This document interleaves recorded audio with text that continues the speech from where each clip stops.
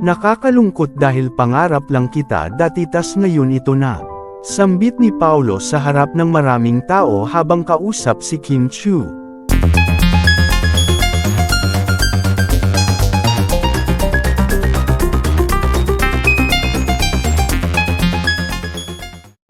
Aminan na talaga sa publiko, umamin na. Kim Chiu at Paulo pinakilig ang mga tao sa kanilang pagpapasaya at pagpapasalamat sa pagsuporta sa kanilang adaptation na What's Wrong with Secretary Kim? Umamin si Paulo Avellino na talaga nga namang matagal ng pangarap ni Paulo si Kim Chiu.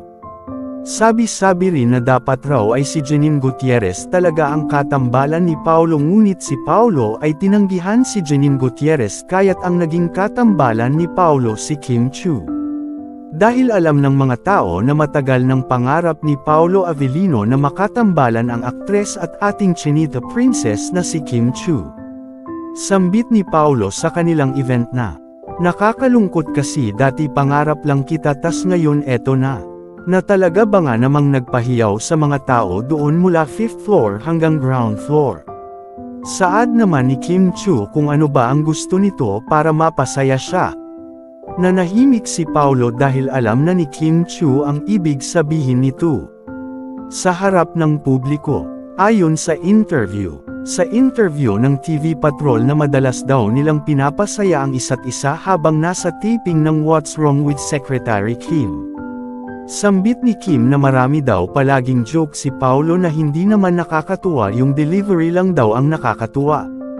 Dagdag pa nito na sa tuwing umaga si Kim Chiu ang nagpapatawa at sa gabi naman raw ay si Paulo naman ang nagpapasaya gabi hanggang madaling araw.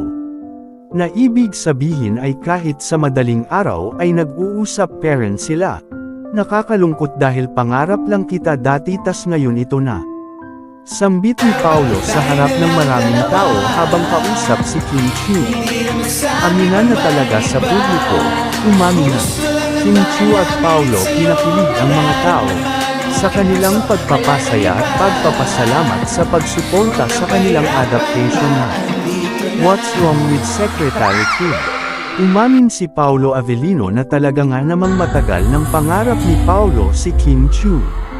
Sabi-sabi rin na dapat raw ay si Janine Gutierrez talaga ang katambalan ni Paulo, ngunit si Paulo ay tinanggihan si Janine Gutierrez kaya't ang naging katambalan ni Paulo si Kim Chiu. Dahil alam ng mga tao na matagal ng pangarap ni Paulo Avellino na makatambalan ang aktres at ating Chinita princess na si Kim Chiu. Sambit ni Paulo sa kanilang event na, "Nakakalungkot kasi dati pangarap lang kita tas ngayon eto na. Na talaga ba nga namang nagpahiyaw sa mga tao doon mula 5th floor hanggang ground floor." Saad naman ni Kim Chiu kung ano ba ang gusto nito para mapasaya siya.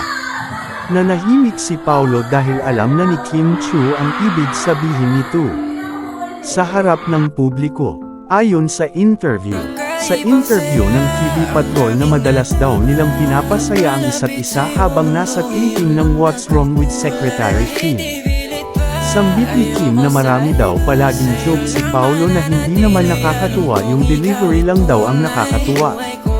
Dagdag pa nito na sa tuwing umaga si Kim Chiu ang nagpapatawa at sa gabi naman raw ay si Paulo naman ang nagpapasaya gabi hanggang madaling araw. Na ibig sabihin ay kahit sa madaling araw ay nag-uusap parents sila.